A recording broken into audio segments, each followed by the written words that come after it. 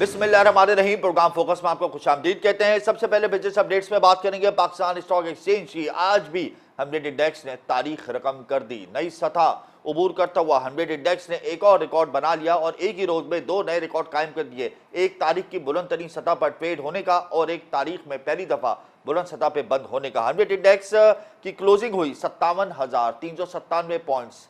पहली दफा हमने इस क्लोजिंग को देखा और 716 पॉइंट्स का इजाफा देखा।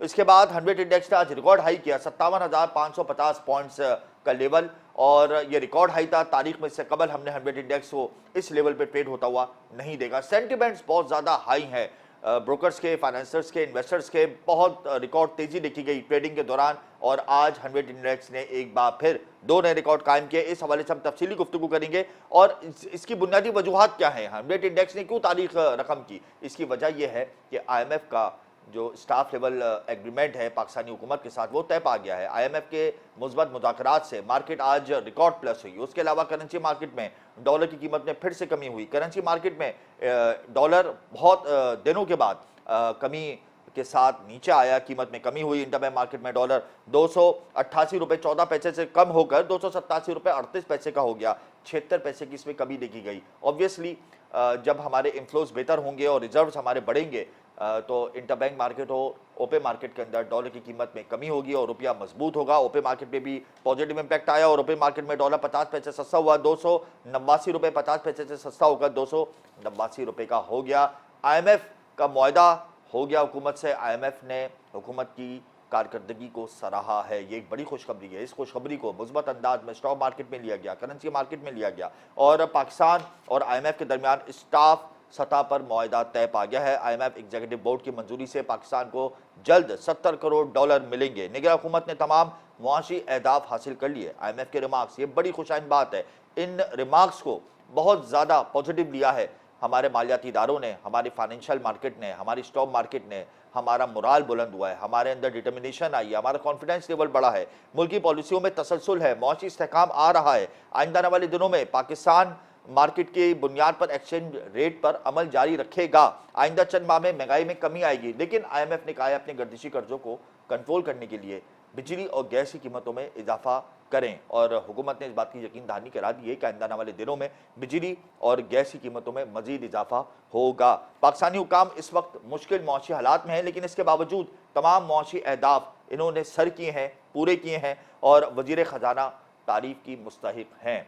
IMF की टीम ने ये रिमार्क्स दिए हैं, ये बहुत बड़ी खबर है। आज सबसे बड़ी खबर स्टॉक मार्केट की है और इसको बहुत ज़्यादा पॉजिटिव लिया जा रहा है कि तारीख की बुलंद तरीन सतह पर इंडेक्स ट्रेड हुआ। फिर आज सबसे बड़ी खबर यह है कि करेंसी मार्केट में डॉलर फिर से रिवर्स गियर लग गया, डॉलर को तो उसकी कीमत में कमी हुई। फिर आज सबसे बड़ी खबर यह है कि IMF ने जो स्टाफ लेवल मुआहदा है उसको पूरा कर दिया है और पाकिस्तान की कारकर्दगी को सराहा है। बहुत जल्द पाकिस्तान को 70 करोड़ डॉलर की किस्त मिल जाएगी स्टैंड बाई एग्रीमेंट के तहत। आज ये भी बड़ी खबर है। इसके अलावा कराची के अंदर फ्यूचर समिट कॉन्फ्रेंस में आज निगरान वफाकी वजीर ख़जाना शमशाद अख्तर साहिबा ने वीडियो लिंक से खिताब किया और उन्होंने कहा कि हमारा जो मुल्क इस वक्त मौशी मसाइल में घिरा हुआ है, इसकी बुनियादी वजह यह है कि हमारे पास मरबूत और मजबूत मौशी पॉलिसियाँ नहीं है, फुकदान है मौशी पॉलिसियों का, जिसकी वजह से पाकिस्तान इस वक्त मौशी मसाइल में घिरा हुआ है। उनका ये कहना है कि वर्ल्ड बैंक की रिपोर्ट के मुताबिक अगर पाकिस्तान की मईशत ठीक हो जाए, यानी पॉलिसियाँ अगर हम बना लें लॉन्ग टर्म और शॉर्ट टर्म, तो 2047 यानी 2047 में पाकिस्तान 2 ट्रिलियन डॉलर्स की एक ताकत बन सकता है मौशी। ये बड़ी ज़बरदस्त प्रेडिक्शन है वर्ल्ड बैंक की कि अगर हम लोग मौशी पॉलिसी मजबूत तरीके से बना लें तो हम इस नहज पर पहुंच सकते हैं कि हम अपने मसाइल खुद काबू कर सकते हैं, अपने जो मौशी हमारे जो प्रॉब्लम्स हैं उनको हम रिजॉल्व कर सकते हैं और एक नई ताकत बनकर उभर सकते हैं। लेकिन ये तमाम उसी वक्त मुमकिन होंगे अहदाफ जब हमारे पास एक अच्छी मौशी पॉलिसी होगी।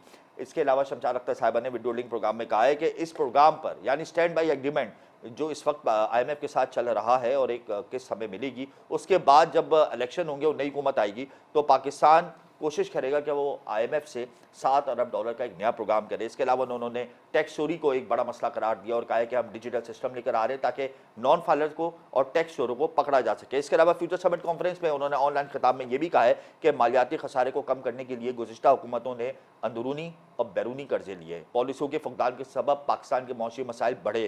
टैक्स नेट को बढ़ाने के लिए जदीद टेक्नोलॉजी सिस्टम को ला रहे हैं। टेक्नोलॉजी से नॉन फाइलर और टैक्स चोरों की निशानदेही की जाएगी। वर्ल्ड बैंक की रिपोर्ट के मुताबिक पाकिस्तान एक बड़ी मईशत बन सकता है 2047 में, मैं आपको बता चुका हूं। उसके अलावा प्रोग्राम में मैं आपको बताऊंगा कि पाकिस्तान रिफाइनरी लिमिटेड ने यानी PRL ने मौजूदा ब्राउन रिफाइनरी पॉलिसी के मुसवदे पर दस्तखत कर दिया और इस हवाले से पाकिस्तान स्टॉक एक्सचेंज को खत लिखकर आगाह कर दिया है। ये ब्राउन रिफाइनरी पॉलिसी पाकिस्तान की ईंधन की सनत को बेहतर करेगी और इसके अंदर जदीद टेक्नोलॉजी लेकर आएगी। बहुत सारी रिफाइनरीज को इस पर तहफ़्फ़ुज़ात हैं, लेकिन जो तवानाई है, वजारत तवानाई, इन्होंने इस रिफाइनरी का, ब्राउन रिफाइनरी का एक मुसवदा तैयार किया और ओगरा की ड्यूटी लगाई कि वो इस हवाले से एग्रीमेंट्स करें। और अब तक किसी भी रिफाइनरी पॉलिसी ने इस एग्रीमेंट पर दस्तखत नहीं किए, लेकिन PRL ने इस रिफाइनरी पॉलिसी को एक्सेप्ट किया है और स्टॉक एक्सचेंज को खत लिख के आगाह कर दिया है। इसके अलावा मैं आपको प्रोग्राम में बताऊँगा कि हुकूमत ने पेट्रोलियम मसनूआत की कीमतों में कमी कर दी है, बहुत मामूली सी कमी की है और आवाम का पेट्रोलियम मसनूआत की कीमतों में जो कमी हुई है उस पर रद्द-ए-अमल यह आया है कि वो ये कहती है आवाम के मज़ीद कमी करनी चाहिए। जब गैस की कीमतों में इतना बड़ा इजाफा हुआ है, बिजली की कीमतों में इतना बड़ा इजाफा हुआ है, तो पेट्रोलियम मसनूआत की कीमतों में भी मज़ीद कमी की जाए, क्योंकि महंगाई दिन ब दिन बढ़ रही है। खुद साख्ता तौर पर हर सूबे में, हर इलाके में अपना रेट है, जिसकी वजह से महंगाई को पड़ लग रहे हैं और सरकारी टीमें महंगाई को कंट्रोल करने में मुकम्मल तौर पर नाकाम हो चुकी है। आवाम का ये कहना है कि हुकूमत जल्द अज जल्द पेट्रोलियम मसनूआत की कीमतों में बड़ी कमी करे। आवाम का क्या कहना है, आइए देखते हैं। बस पेट्रोल बढ़ाते हैं ये लोग, 20-30 रुपए है कीमत और कम करते हैं 2-3 रुपए, ये कोई फायदा है? 20 रुपए बढ़ाते हैं, 2 रुपए खाली दिखाने के लिए गवर्नमेंट आवाम को रिलैक्स दे। 2 रुपए रिलैक्स किस चीज़ का सर? जो बंदा 1000 रुपए कमा रहा है सर, उससे पूछो क्या करेगा? लीटर पेट्रोल डलवाएगा, अपने घर में राशन डलवाएगा। पैसे बढ़ते हैं तो हम लोग बढ़ने में चीखते हैं। हर चीज़ महंगाई, हर चीज़ की इंसान की तो कोई वैल्यू ही नहीं है। पेट्रोल बढ़ रहा, अभी सस्ता हुआ, क्या चीज़ सस्ती हुई? कुछ चीज़ सस्ती नहीं हुई। 2 रुपए कम करके कौम पे कर्ज चढ़ा दिया ना, अब ये कर्ज भी उतरवाएंगे इनसे पूरा। लेकिन जब ये महंगा होता है तो चीज़ें महंगी होती हैं और जब ये सस्ता होता है तो चीज़ें सस्ती नहीं होती। पूरी दुनिया में बजट एक साल में एक दफ़ा आता, हमारे यहाँ रोजाना बजट आ रहा होता। भाई 75 सालों से जो है ना ये माफिया काबिज है इस मुल्क के अंदर। जब तक इनसे जान नहीं छूटेगी ये ऐसे ही चलता रहेगा। जंगल का कानून है यहाँ पे। बिल्कुल, अवाम ने मुतालबा किया है कि हुकूमत पेट्रोलियम मसनूआत की कीमतों में दोबारा से कमी करे, बड़ी कमी करे, ताकि महंगाई की शरह में मज़ीद कमी हो सके। जाहिर सी बात है, जब महंगाई का जादू सर चढ़ कर बोलेगा और महंगाई दिन ब दिन बढ़ेगी तो हर तबका, हर शख्स इंतहाई परेशान होगा और वाकई में महंगाई रिकॉर्ड सतह पर है, इसमें कोई दो राय नहीं। प्रोग्राम में मैं आपको मज़ीद बताऊँगा कि बड़ी सनतों की तरक्की एक बार फिर गिरावट का शिकार। लार्ज स्केल मैन्युफैक्चरिंग के नंबर्स आ गए हैं और उसमें गिरावट देखी गई है। महंगी गैस और बिजली के सबब और डॉलर के महंगा होने के सबब सनतों की तरक्की रुक गई है और पाकिस्तान की बड़ी सनतों की तरक्की की शरह में माहाना कमी हुई है और सालाना मामूली सा इजाफा हुआ है। बड़ी सनतों की तरक्की अगस्त के महीने में 8.4% थी।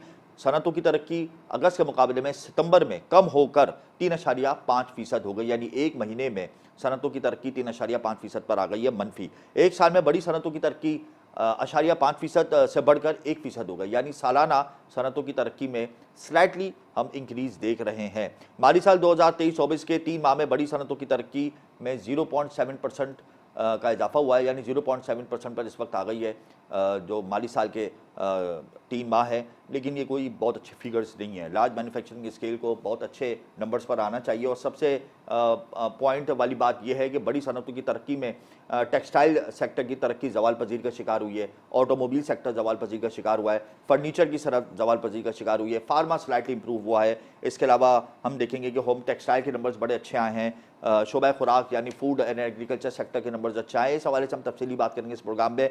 अगले सेगमेंट में मैं आपको बताऊंगा कि पाकिस्तान स्टॉक एक्सचेंज में रिकॉर्ड तेजी क्यों बर्पा हो रही है, क्या सेंटिमेंट्स हैं, क्या वजूहात हैं और आइंदाना वाले दिनों के अंदर 100 इंडेक्स को हम कहाँ देखेंगे। IMF का स्टाफ लेवल जो एग्रीमेंट हो गया है और उन्होंने तारीफ़ की है वजारत ख़जाना की, तो इसको किस तरीके से मार्केट में एब्जॉर्ब किया गया है, ये तमाम अवामिल पर हम गुफ्तगू करेंगे। लेकिन यहाँ वक्त एक ब्रेक का, हमारे साथ रहिएगा।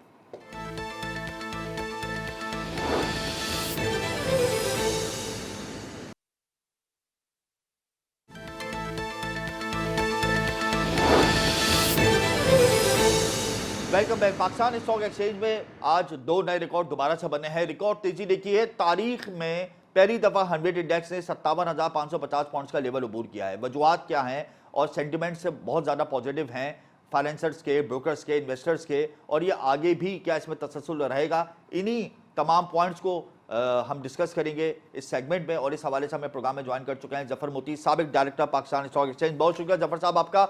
आज भी 100 इंडेक्स ने 2 नए रिकॉर्ड कायम किए। ऑल टाइम हाई और क्लोजिंग भी ऑल टाइम हाई, क्या कहते हैं आप इस हवाले से? बिल्कुल आप सही कह रहे हैं। सुबह मार्केट में थोड़ा सा परेशानी थी स्टार्टिंग में कि भाई वो जो इंटरेस्ट रेट की खबर आई है जी। कि इंटरेस्ट रेट नए नहीं बढ़ाएंगे, जबकि हम एक्सपेक्ट कर रहे थे कि ये खबर आएगी कि अगली मॉनेटरी पॉलिसी में इंटरेस्ट रेट कम करेंगे। तो आईएमएफ ने शायद उसकी नफी में जवाब दिया है, तो वो ज़रा मुश्किलात थी।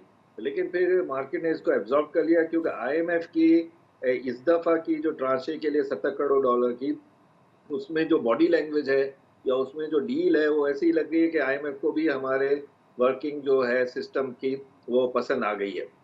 और उन्होंने ये बात के तवज्जुह है और ये बात की कंफर्मेशन के लिए कि बाकी जो डोनर फ्रेंडली कंट्रीज हैं वो भी अपना रोल प्ले करते रहेंगे पाकिस्तान की इकोनॉमी में, तो उनको वो भी एश्योरेंस मिल गई है। स्पेशली यूएई के तो एम्बेसडर की आपने मीडिया ने भी चलाया था कि उनसे वो मुलाकात करने गए हैं बिल्कुल। और डॉलर टू डॉलर की बात हुई है। लेकिन इसके फौरन बाद जो एक और अच्छी खबर आएगी वो आएगी $60 करोड़ जो चाइना से, जैसे ही आईएमएफ की ये ट्रांच आएगी तो $60 करोड़ का एक और आपको प्लस मिलेगा। प्लस डॉलर रुपये की पैरिटी में कुछ रुपये में थोड़ी स्ट्रेंथ आई है, डॉलर थोड़ा वीक हुआ है, इसको भी बड़ा पॉजिटिव लिया है हमारी मार्केट ने। अच्छा जफर साहब, आईएमएफ ने बाकायदा तारीफ की है वजारत खजाना की टीम की और कहा है कि तमाम मौशी अहदाफ सर कर लिए और इन मौशी चैलेंजेस को रखते हुए इनकी पॉलिसी बहुत बेहतर है और तमाम पॉलिसीज़ को अप्रूव किया है। और ये जो तारीफ की है ये तो हमने इससे पहले कभी नहीं देखी, तो इस चीज़ को आप किस तनाजुर में देखते हैं? तो बड़ा पॉजिटिव साइन है। बिल्कुल पॉजिटिव साइन है। मैंने कहा ना, बॉडी लैंग्वेज इनकी डिफरेंट है। जब ये उससे दूसरों से बात कर रहे थे, स्पेशली डार साहब से और आयशा गौस से, तो उनकी बॉडी लैंग्वेज डिफरेंट थी। सेम टीम है लेकिन अब उनका जो है ना थोड़ा कामनेस आ गई है, क्योंकि पाकिस्तान की जो बैंक्रप्सी की जिक्र है ना वो ख़त्म हो गई हैं। और वो जो है उनको ये भी नज़र आ गया है कि चाइना भी हाफ वे आ रहा है, हाफ वे मिडल ईस्ट के कंट्रीज भी आ रहे हैं, इवन इंडोनेशिया और वो भी जो मुल्क हैं जो अभी पॉजिटिव हैं वो भी पाकिस्तान के साथ खड़े हो गए हैं। कहीं पर हम लोगों कुकिंग ऑयल, ईटेबल ऑयल की ट्रांशे दे रहा है, कोई क्या कर रहा है। तो ये एक पॉजिटिव साइन देखकर इनको लगा है कि पाकिस्तान को बेल आउट करने में तमाम जो डोनर हैं प्लेयर्स वो एक्टिव हैं। बड़े अरसे के बाद हमने देखा कि 1 अरब से ज़्यादा का हमने वॉल्यूम आज देखा। 100 इंडेक्स तारीख की बुलंद तरीन सतह पे देखा, तारीख की बुलंद तरीन सतह पे 100 इंडेक्स क्लोज हुआ, एक्टिव क्लाइंटेल का रेशो भी इंक्रीज हुआ। आप इस तसलसल को मुस्तकबिल में बरकरार होता हुआ देख रहे हैं? देखिए, अब आप सही पॉइंट पर आए हैं कि ये लाइफ टाइम में मैंने अपनी ज़िंदगी में बाप दादाओं ने कभी 1 अरब का शेयर का ट्रेड नहीं देखा। लेकिन एक आपको इसमें चीज़ देखनी पड़ेगी कि रुपी टर्म में 27 अरब रुपए से ज़्यादा का नहीं हुआ। इसका मतलब सेकंड ट्रांचे, थर्ड ट्रांचे में जो 2, ढाई, 3, 4 रुपए के शेयर हैं उससे ज़्यादा ट्रेड हुआ है। अब उसको देखते हुए ये नज़र आ रहा है कि प्राइस डिस्कवरी और डेप्थ जो है वो मार्केट के अंदर छोटे स्क्रिप्टों में होगी। दूसरी ये कि डे ट्रेडर्स एक्टिव हुए हैं, स्मॉल इन्वेस्टर्स एक्टिव हुए हैं और हाई एंड के इन्वेस्टर भी सेकंड ट्रांचे, थर्ड ट्रांचे में एक्टिवली बहुत ज़्यादा क्वांटिटी ले रहे हैं और बहुत ज़्यादा क्वांटिटी बेच रहे हैं। तो ये 1 अरब के शेयर को आप नंबर 1 जो हायर एंड के फर्स्ट टायर के स्क्रिप्ट है उसमें ना गिनिएगा। ये आप समझ लीजिए सेकंड टायर, थर्ड टायर। यानी अगर एक सेक्टर में बहुत अच्छी कंपनी है, डिविडेंड पे आउट अच्छा है, रिजल्ट अच्छा है, उसमें लोगों का ध्यान कम है क्योंकि वो अफोर्डेबल नहीं रही। तो अफोर्डेबल तो है अभी भी, लेकिन लोगों के पास लिक्विडिटी थोड़ा कम है, तो वो सेकंड टायर और थर्ड टायर की स्क्रिप्टों में ज़्यादा काम किया। अच्छा जफर साहब, कंपनीज बायबैक कर रही हैं, इतनी अच्छी मार्केट में बायबैक क्यों किया जा रहा है? देखिए, वो इसलिए क्या कि अभी से कोई 3-4 महीने पहले ही मार्केटों की हालत बहुत ख़राब थी और उनके पास जब कैश फ्लो अच्छा था तो रेगुलेटर्स ने उनको इजाज़त दी कि भाई आप अपनी कंपनी को शेयर बाई बैक करें, ताकि मार्केट में थोड़ी सी हलचल हो, पॉजिटिविटी आए, मूड स्विंग हो। और वो बाई बैक का रूट को रिलैक्स इसीलिए किया गया है कि अगर वो इतने सारे कैश पे बैठे हैं और उनको अगर देख रहे हैं कि उनके पास कोई नया इन्वेस्टर नहीं आ रहा है तो वो खुद भी खरीद सकते हैं। इससे हमारी मार्केट को एक टर्न अराउंड का रीज़न मिला। अच्छा जफर साहब, आईएमएफ ने कहा है कि गर्दिशी कर्जों को कम करने के लिए, ख़त्म करने के लिए फ्यूचर में गैस और बिजली की कीमतों में इजाफा किया जाए। इस हवाले से निगरान हुकूमत ने यकीन दहानी करा दी है। अगर गैस और बिजली की कीमतों में इजाफा होता है तो आप समझते हैं कि अपकमिंग सेशंस में इसका एक नेगेटिव इम्पैक्ट ट्रेडिंग पर आएगा? देखिए, दुनिया की सबसे ज्यादा इलेक्ट्रिसिटी गैस की प्राइसेस में पाकिस्तान का नाम आ गया है। जी। और अपना खुशी की बात नहीं है, क्योंकि ये एक रॉ मटेरियल होता है इंडस्ट्री के लिए, और ये रॉ मटेरियल जितना महंगा होता जाएगा, इंडस्ट्री फीजिबिलिटी उसकी खोती जाएगी, नफे उसके खोते जाएंगे। तो वो खोता मैं नहीं कह रहा, खोते वो वाला उर्दू वाला बोल रहा हूँ। जी। तो वो जो है मार्केटों में जो है, वो गैस की जो अब नई आएगी, तो उसमें यहाँ पर हमारे यहाँ डिस्कशन हो रहा है कि घरों के अंदर एक गीजर वाले 24 घंटे चलाने वाले, उसका क्या बिल आएगा अभी। तो ये अब ये डिस्कशन अब मामूल की बात हो गई है, जो कभी नहीं होती थी। गैस का, इलेक्ट्रिसिटी का बिल जो है वो इतना ज्यादा है कि वो अपना इंडस्ट्री नहीं, आम लोगों को भी बहुत तकलीफ होगी। अब थोड़े दिन कल परसों मुसद्दक मलिक साहब ने कहा कि हमने ज्यादा वीविंग और इनको इंडस्ट्रियां लगाई हैं स्पिनिंग की, तो वो जो है हमें ज्यादा उनका गैस इलेक्ट्रिसिटी गैस बिल आएगा, तो वो फीजिबिलिटी उनकी खराब होगी। इसके बरक्स बांग्लादेश ने स्टिचिंग पर ज्यादा जोर दिया। तो स्टिचिंग उन्होंने इसलिए जोर दिया कि उनकी हाफ पॉपुलेशन, फीमेल पॉपुलेशन को उन्होंने एक्टिवेट किया। हमारे यहाँ तो फीमेल पॉपुलेशन कोई और एक्टिविटी में है, तो वो जो है मसले जो है वो अपने सॉल्व कर रहे हैं। हमारे पास मसले ये हैं कि हमने हाफ वर्क फोर्स को तो काम दिया नहीं, वैल्यू एडिड का काम था स्टिचिंग का। आज आप कहीं पर भी जाओ, दुनिया के कोई मुल्क शहर में जाओ, तो आप 3 शर्ट निकालोगे तो एक शर्ट पर मेड इन बांग्लादेश लिखा होगा। तो बिल्कुल। उनका प्रोस्पेक्ट्स डिफरेंट है, हमारे यहाँ डिफरेंट है। तो तो इसका एक नेगेटिव इम्पैक्ट अपकमिंग सेशंस जो में ये आएगा अगर बिजली और गैस की कीमतों में मजीद इजाफा होता है, मार्केट इसको नेगेटिव लेगी? जो आप देखते हो ना कि थोड़ी देर के लिए मूड स्विंग होता है कैपिटल मार्केट का, ये यही सब बातों के लिए मूड स्विंग होता है। अभी जब आपका इलेक्शन भी होगा, उसमें किस तरह के स्ट्रीट लॉ एंड ऑर्डर रहेगी, स्ट्रीट बिल्कुल। का क्या पोजीशन होगी, वोटिंग, वो भी हमारी मार्केट को अफेक्ट करेगा अगर वो खराब हुआ। यकीनन अफेक्ट करेगा। यहाँ वक्त हुआ है जफर साहब एक ब्रेक का, आप हमारे साथ ही रहिएगा। ब्रेक के बाद हम स्टॉक मार्केट में ट्रेडिंग के अहवाल को ही डिस्कस करेंगे और जो रिकॉर्ड तेजी बरपा हुई है इस हवाले से हम मजीद गुफ्तगू करेंगे, लेकिन यहाँ वक्त हुआ एक ब्रेक का।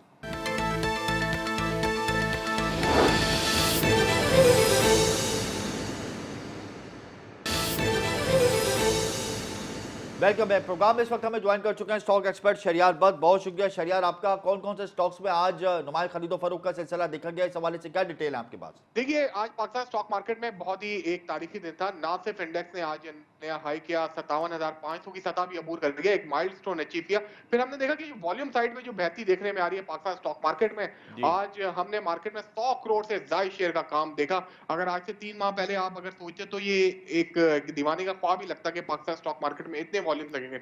आज अल्हम्दुलिल्लाह वॉल्यूम भी लग रहे हैं, बाजार के अंदर एक्टिविटीज भी नजर आ रही है। जहां तक बात है, आज जो मेजर ट्रेडिंग हुई है, आज हमने अक्रॉस द बोर्ड मार्केट में थोड़ी बाइंग सेलिंग होते हुए देखी। खासतौर पे ऑयल एंड गैस के स्टॉक्स ने आउट परफॉर्म किया है। आप बात कर लें ओजीडीसीएल, पीपीएल और पीएसओ के स्टॉक्स ऐसे थे जिन्होंने इंडेक्स को भी ड्रिवन किया, और जो इन्वेस्टर्स है उनका काफी ज्यादा एतमाद था। इनमें सुनने में आ रहा है कि दोबारा से जो सऊदी अरब की तरफ से इन्वेस्टमेंट आनी है पाकिस्तान में, $8 अरब की इन्वेस्टमेंट आने का इम्कान है। फिर एक रिफाइनरी लग सकती है पाकिस्तान में। तो इस हवाले से इन्वेस्टर ने काफी एंथुसियास्टिकली इन स्टॉक्स के अंदर बाइंग सेलिंग की है। एक्टिव क्लाइंटेल रेशो के हवाले से बताइएगा। कुछ माह कबल हमने देखा था कि पाकिस्तान स्टॉक एक्सचेंज से ब्रोकर्स अपना बोरिया बिस्तर समेट कर जा रहे थे, कारोबार बंद कर रहे थे, लेकिन अब हम देख रहे हैं कि एक्टिव क्लाइंटेल का रेशो भी डे बाय डे इंक्रीज हो रहा है। तो इस हवाले से तफसीलात क्या हैं? देखिए, जो पाकिस्तान स्टॉक मार्केट में आज हालिया दिनों में जो एक्टिविटी हो रही है, उसकी बड़ी वजह यह कि हुकूमत पाकिस्तान ने जो इकदाम उठाए, खासतौर पे स्मगलिंग के ऊपर, और मुल्क में डॉलराइजेशन हो रही थी। आप देखते हैं डॉलर एक कमोडिटी बन गया था, लोगों ने अपने घरों में सेव करना शुरू कर दिया था। क्योंकि कुछ स्ट्रिक्टनेस हुई है तो डॉलर मार्केट में फेंके गए, तो वो पैसा पाकिस्तान स्टॉक मार्केट में आ रहा है। फिर रियल एस्टेट का भी कुछ पैसा है जो पाकिस्तान स्टॉक मार्केट में आ रहा है, और जब मार्केट थी है तो लोग जाहिर सी बात है मार्केट की तरफ रागिब हो रहे हैं, और नए इन्वेस्टर भी मार्केट में कुछ आ रहे हैं, और जो पुराने जो नाराज इन्वेस्टर्स हैं वो भी उन्होंने मार्केटों का रुख किया है, और मार्केट में ओवरऑल सेंटिमेंट काफी बेहतर है। लेकिन अपॉर्चुनिटीज अभी भी हैं मार्केट के अंदर, और हमारी जो एक्टिव क्लाइंटेज है वो अभी भी बहुत कम है। तो इस तरफ मेरे ख्याल में काम होने की जरूरत है। अच्छा जफर साहब, मैं आपकी जानिब आऊंगा। पाकिस्तान रिफाइनरी लिमिटेड ने पाकिस्तान स्टॉक एक्सचेंज को खत लिखा और ब्राउन रिफाइनरी पॉलिसी के एग्रीमेंट पे दस्तखत कर दिए, ये बड़ी अच्छी बात है। लेकिन ये ब्राउन रिफाइनरी पॉलिसी पर दीगर रिफाइनरीज को क्या तहफ़्फ़ुज़ात हैं अगर वो भी इस पॉलिसी को अपना लेती हैं? तो आप नहीं समझते कि ये मुल्क की मईशत के लिए बेहतर होगा, ईंधन की सनत के लिए खास तौर पे? देखो बात सुने, ये सब नफे के होते हैं मसाइल। अब जिधर पाकिस्तान रिफाइनरी में गवर्नमेंट की शेयर होल्डिंग है बहुत बड़ी, तो वहां पर वो गवर्नमेंट उनको पुश कर सकती है कि भाई आप ये साइन करें। बाकी जहां पर प्राइवेट सेक्टर होगा, जहां पर डिफरेंट शेयर होल्डर होंगे, जहां पर डिफरेंट होंगे, तो वो तो नई पॉलिसी पर इसलिए साइन नहीं करेंगे कि नफे धुलते हैं। दुनिया सब चलती है नफे के ऊपर, हर जगह एनजीओ नहीं चलता है, और नफा जो है वो दुनिया को मूव करता है। तो नफे के ऊपर कोई भी बात आती है, चाहे वो टेक्सटाइल की इंडस्ट्री हो, रिफाइनरीज हो, फर्टिलाइजर्स हो, सीमेंट हो, तो वहां पर आर्ग्यूमेंट तो रहेगा ना बिटवीन। अगर जफर साहब नफे में मामूली कमी हो जाए और इससे मुल्क की मईशत बेहतर हो जाए, तो क्या ये सौदा खसारे का है? भाई ये आपको समझाना पड़ेगा उनको, या उनसे उनकी आर्ग्यूमेंट को समझना पड़ेगा कि मामूली नफा फर्क आ रहा है कि कितना है। ये सब एक फॉर्मूलाज होते हैं, और फॉर्मूलाज के ऊपर ये सब बातें होती हैं। हमें लग रहा हो कि यार अभी छोटी मोटी बात है तो क्या फर्क पड़ता है, लेकिन उनके लिए ये जो इतना सा फिगर है या फिर नेक्स्ट जो पॉलिसी आएगी उसका डर है, ये सब आपको उनके जो मेन स्पोक्स पर्सन होते हैं इन रिफाइनरियों के, ये उधर भी ज़ाहिर है एक एसोसिएशन होगी, उनसे ये क्वेश्चन करना पड़ेगा। अगर रिफाइनरी पॉलिसी पर मुकम्मल तौर पे अमल दरामद हो जाता है, ब्राउन रिफाइनरी पॉलिसी पर, और रिफाइनरी सेक्टर इसको एक्सेप्ट कर लेता है, तो इसको मार्केट कैसे एब्जॉर्ब करेगी? क्या इम्पैक्ट आप देख रहे हैं मुस्तकबिल पे? इफ एंड बट के ऊपर ये क्वेश्चन है मेरा। अगर नफा उनका बहुत कम होगा तो फिर वो उस सेक्टर पर तकलीफें आएंगी। देखिए अब हर एक इंडिविजुअल सेक्टर जो है वो इंडिविजुअल परफॉर्म कर रहा है। कोई को तो नफा हो रहा है, कोई को नुकसान हो रहा है, कोई को सर्कुलर डेट मार रहा है, किसी को प्राइवेटाइजेशन मारेगी, किसी को एक्विजिशन मारेगी। अब ये जो है, और ये सब जा रहे हैं कोर्ट कचहरियों में। अभी आपको पता है ये इलेक्ट्रिक का भी चल रहा है, किसका नहीं चल रहा, आप सब समझते हैं। तो ये सब जो है, ये डिबेट जो है डिफरेंट सेक्टर में डिफरेंट होगी। अगर एक सर्कुलर डेट की मारी कंपनी को अचानक उसको नफा बढ़ जाता है, उसकी सेक्टर बढ़ जाता है, तो बेहतरीन हो जाता है उसके। बिल्कुल। अच्छा शहरियार, आईपीओ के हवाले से क्या अपडेट्स है? नए आईपीओ आएंगे मार्केट में, इस हवाले से कोई न्यूज़ सर्कुलेट कर रही है? क्योंकि अब एचसीसीपी ने भी काफ़ी हद तक सहल अंदाज में पॉलिसी मुतारिफ करा दी है आईपीओ के लिए, तो इस हवाले से क्या अपडेट है? मार्केट क्या कहती है? जी बिल्कुल, मार्केट में नए आईपीओ पाइपलाइन में है। काफी अरसे से जो आईपीओ थे, खासतौर पे डालडा का एक आईपीओ आने वाला था। फिर जैसा आपने बताया कि एचसीसीपी ने नई एक पॉलिसी मुरतब की है, बहुत जल्द उसको फास्ट ट्रैक के ऊपर लेकर आएंगे। तो मेरे ख्याल में अब मार्केट भी बहुत अच्छे अट्रैक्टिव रेट्स के ऊपर आ गई है, और इन्वेस्टर्स भी काफी मार्केट में एक्टिव हुए हैं। तो ये कंपनीज के लिए बहुत अच्छा चांस है कि यहाँ पे आईपीओ लेकर आए, और हम उम्मीद करते हैं कि आने वाले दिनों में अच्छे आईपीओ मार्केट के रौनक बख्शेंगे। अच्छा शहरियार, बैंकिंग सेक्टर पर अब टैक्स लगाने की बातें हो रही हैं, बल्कि टैक्स लगाने का इशारा भी दे दिया है। अगर मुस्तकबिल में बैंकिंग सेक्टर पर टैक्सेस आयद होते हैं उनके मुनाफों पर, तो आप समझते हैं कि आइंदा वाले दिनों में बैंकिंग स्टॉक्स पर इसका नेगेटिव इंपैक्ट आएगा? देखिए बैंकिंग ने कमाया भी बहुत ज्यादा है। अगर आप देखेंगे पिछले 2 सालों में तो बैंकिंग ने बहुत आउट परफॉर्म किया है। खासतौर पे इन्होंने रिस्क फ्री इनकम हासिल किया है। खासतौर पे हमने देखा था कि जिस तरह से ये अपनी इनकम पार्क कर देते हैं गवर्नमेंट के ट्रेजरी बॉन्ड्स के अंदर, और हाई इंटरेस्ट रेट की वजह से काफी अच्छे मुनाफे इन्होंने कमाए। फिर पिछले दिनों ये मत भूलिए कि जिस तरह से डॉलर पाकिस्तान में बढ़ा है और एलसीज नहीं खुल रही थी, तो बैंक की तरफ से काफी बेकायदगियां भी देखने में आई हैं, और काफी कुछ इस बारे में कहा जा रहा है, जब इनके प्रॉफिट भी बहुत ज्यादा इंक्रीज हुए। तो इस मामले पर स्टेट बैंक भी काफी डिसेंट्रलाइज्ड रहा। अच्छा मुझे शहरियार ये बताएं कि अपकमिंग डेज में 100 इंडेक्स की पोजीशन को क्या देख रहे हैं आप? देखिए आने वाले दिनों में पाकिस्तान स्टॉक मार्केट में हमें लग रहा है कि तेजी का जो रुझान है वो बरकरार रहेगा, क्योंकि अभी भी मार्केट की वैल्यूएशन बहुत ज्यादा कम है, और आए रोज हम देख रहे हैं कि एक खुशगवार तब्दीली की खबरें आ रही हैं। खासतौर पे इंटरेस्ट रेट के हवाले से काफी मुस्बत इशारे मिल रहे हैं, जैसा पीआईबीज की यील्ड कम हुई, और फिर कल हमने देखा कि टी बिल्स की यील्ड कम हुई है। तो उसके बाद लग रहा है कि इंटरेस्ट रेट में आने वाले दिनों में ना सिर्फ कमी होगी, बल्कि आप मैसिव कमी देखेंगे। 200 बेसिस पॉइंट तक भी कम हो सकता है इंटरेस्ट रेट, जिस तेजी से ऊपर गया था। जब इंटरेस्ट रेट नीचे आना शुरू होगा तो हमारी इकोनॉमी में जो प्रॉब्लम्स क्रिएट हुई थी वो कम होना शुरू होंगी, और पाकिस्तान स्टॉक मार्केट उसको रिफ्लेक्ट करेगी, और हमें लग रहा है कि मार्केट आने वाले दिनों में अच्छा परफॉर्म करेगी। उसके लिए 2 चीजें बहुत जरूरी हैं। एक, गवर्नमेंट जो इस्लाहात कर रही है रिफॉर्म्स लेकर आ रही है उस एजेंडे के ऊपर कायम रहे। दूसरा हमारा रुपया मुस्तहकम रहे।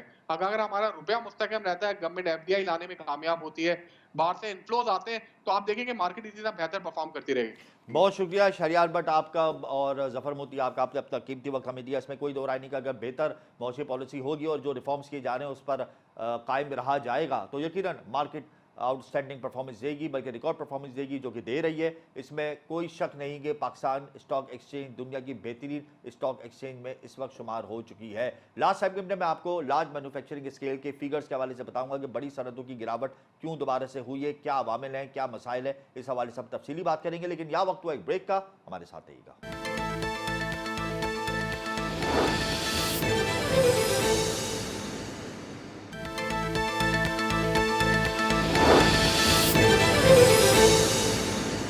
Welcome back. बड़ी सनतों की तरक्की की शरह में हमने एक बार फिर से गिरावट देखी है। माना बुनियाद पर भी कमी हुई और जो ऑटोमोबाइल सेक्टर है, टेक्सटाइल सेक्टर है, फर्नीचर सेक्टर है, वो भी जवाल पजीर का शिकार हुए।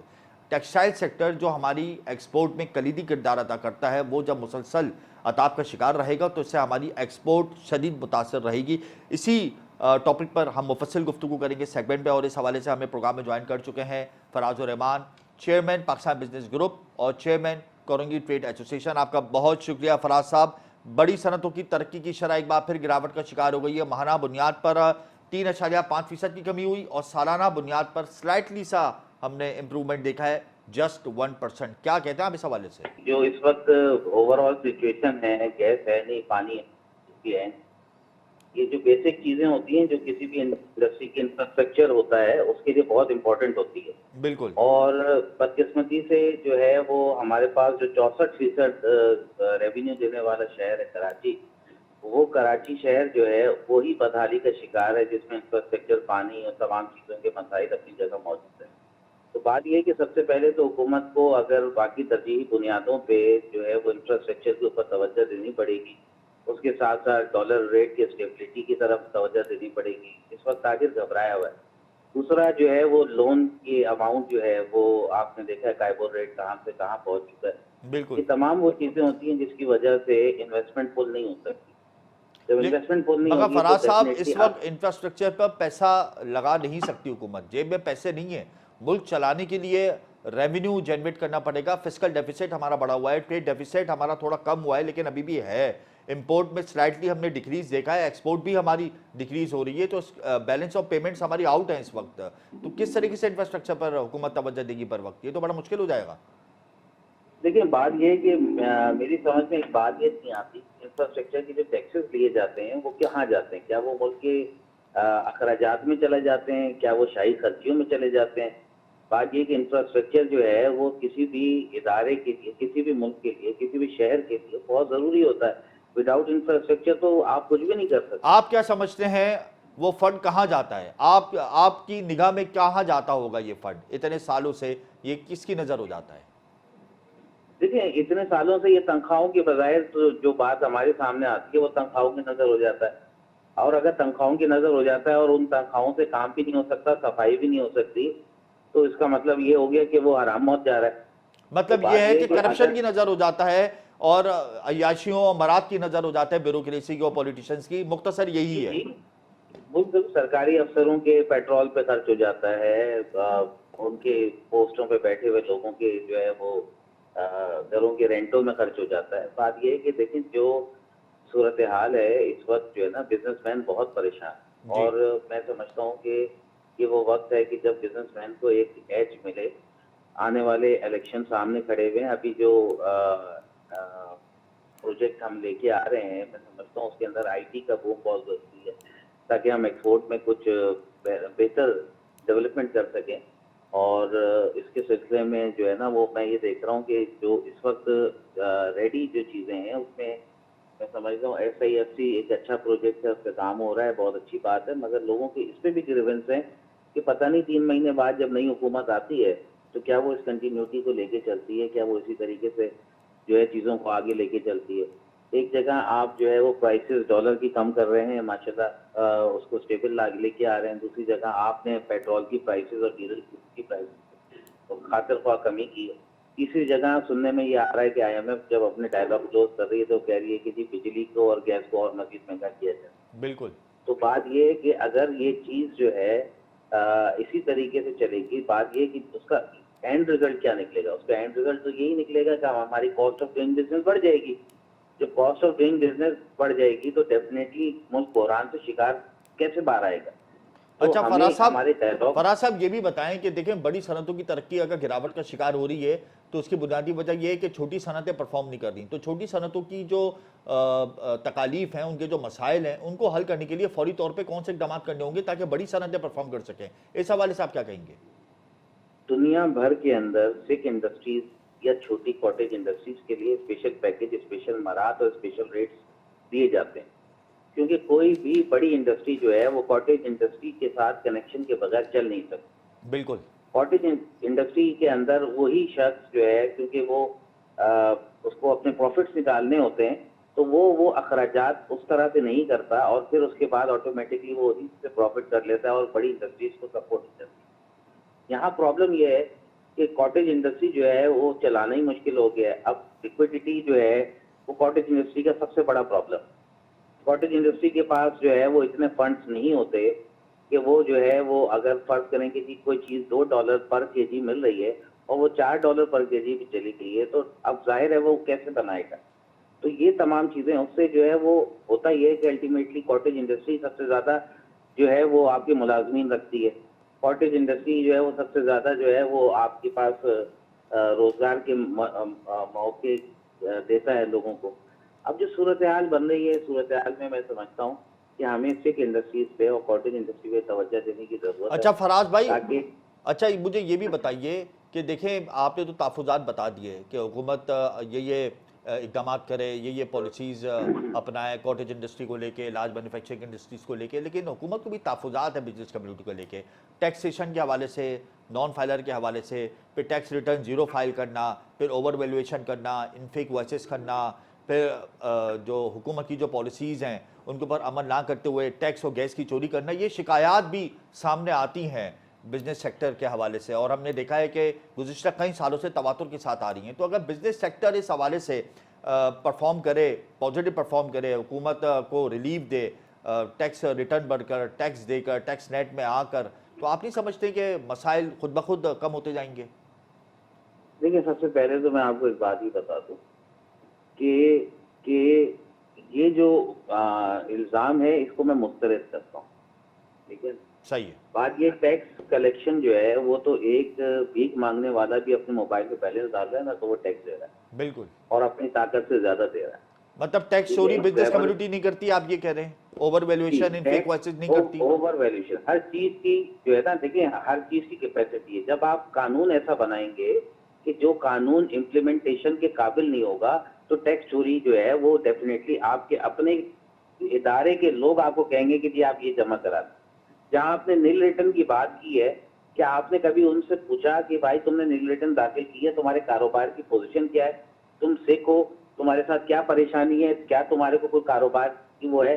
क्या यहाँ पे कभी किसी कारोबार को जो सिख हो गया हो उसे दोबारा उठाने की कोशिश की गई?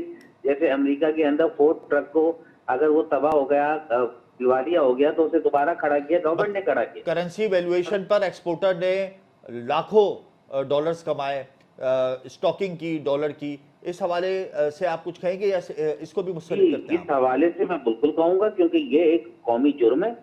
बिल्कुल ऐसे ही जैसे आटे की जखीरा अंदोजी से मुल्क को नुकसान होता है और आवाम को नुकसान होता है, बिल्कुल इसी तरीके से मतलब बिजनेस कम्युनिटी कहीं ना कहीं जाकर मईशत को नुकसान पहुंचाती है।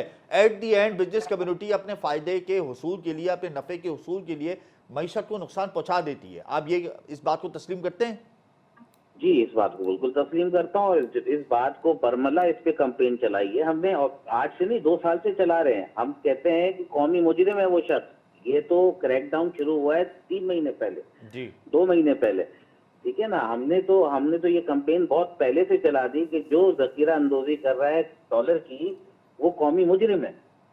बहुत शुक्रिया फराज साहब, आपने अपना कीमती वक्त हमें दिया। इसमें कोई दो राय नहीं कि बिजनेस कम्युनिटी भी एक लेवल पर जाकर मुल्क की मशक्क़त को नुकसान पहुंचा देती है अपने नफ़े के लिए। अगर बिजनेस कम्युनिटी मुकम्मल तौर पर ताउन करे और स्पेकुलेशन और मैनिपुलेशन में अपना किरदार अदा ना करे तो यकीनन इससे मुल्क की मईशत को बड़ा फ़ायदा पहुँचेगा। लेकिन हुकूमत को भी चाहिए कि वो अपनी पॉलिसी जो बना रही है, जो भी short term long term policy अगर बनाती है तो उसके इम्प्लीमेंट के लिए सरकारी टीमों को मॉनिटर करे ताकि दोनों तरफ से कोई गलती ना करे, और अगर कोई गलती करता है तो उससे यकीनन बराह रास्त मनफी असर पाकिस्तान की मईशत पर पड़ता है। हमें इस चीज़ पर भी काम करने की भी बहुत ज़रूरत है।